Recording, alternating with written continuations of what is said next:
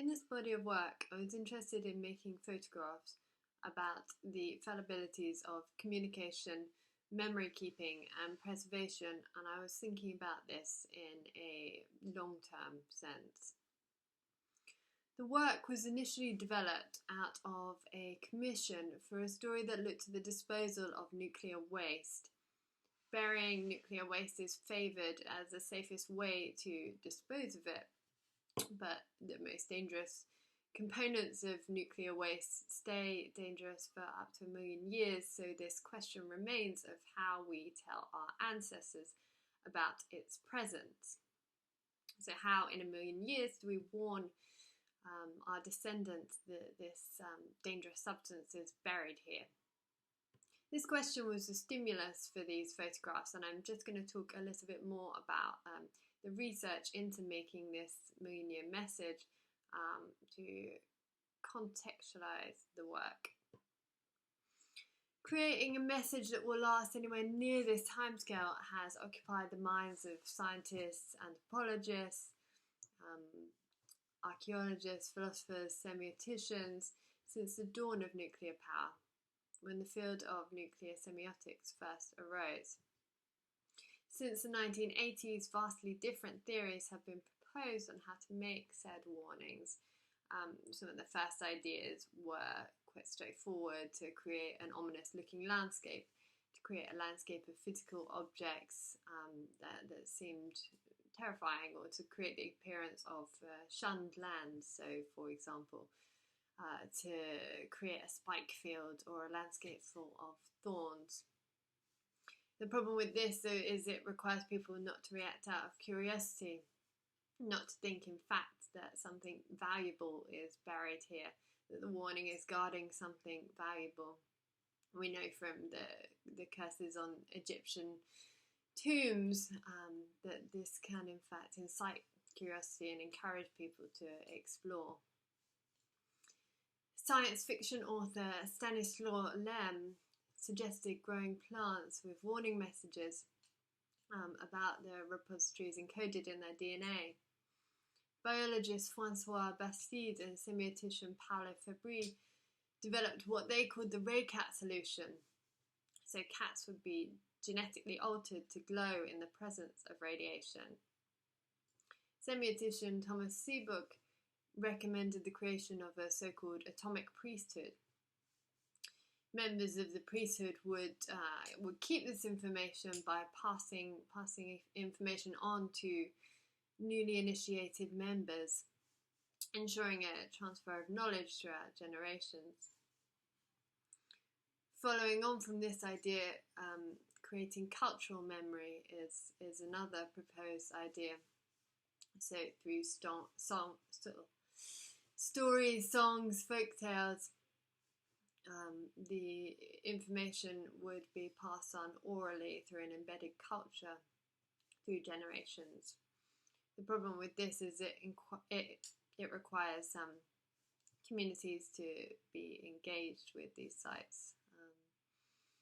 Semiotician Florian Blanca has been developing what he calls a praxeological device.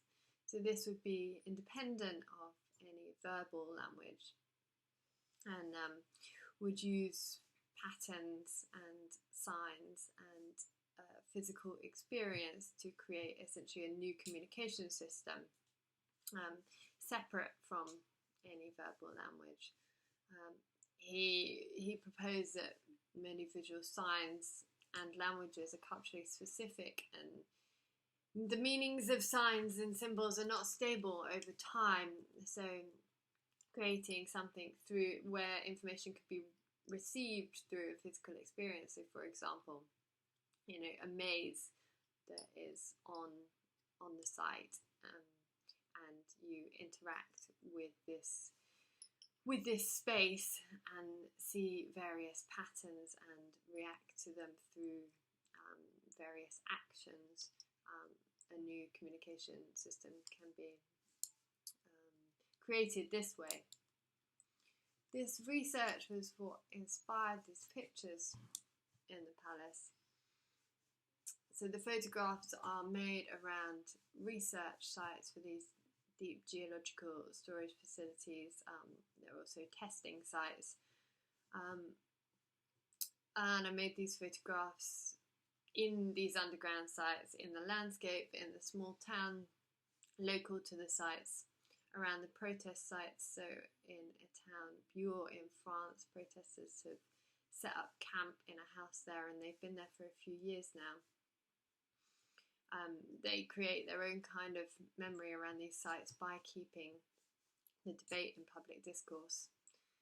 The pictures are both a document of these spaces and an investigation into the slipperiness of communication, into the difficulties and absurdities of creating a million-year message. The work is a combination of documentation, construction and manipulation. I worked with materials that I found in the area, making temporary kind of sculptures in the landscape, totems that exist only for the photograph. I wanted to play with materials that have symbolic qualities, to think about if there is such a thing as a universal visual language, to think about visually what we recognise in association with warnings, safety, security. I was also thinking about materiality, the materials of memory, what is ephemeral, what is permanent, what lasts, as a way of thinking about our structures for preservation and record keeping. So some of the things that I documented some of the indications of the presence of the nuclear sites, such as the oil thrown on the town hall, a stain that's been there for over a year when I visited. It was thrown in as part of a protest. Also the chalk protests that were still there on the road when I visited. The wall markings in the underground test sites depicting the depths at which the material may be buried. St. Barbara's statue at the entrance to these underground sites. She is the patron saint of miners. The paper information sheets that are plastered across the town. I photograph these as details, so the pictures are kind of elusive as documents.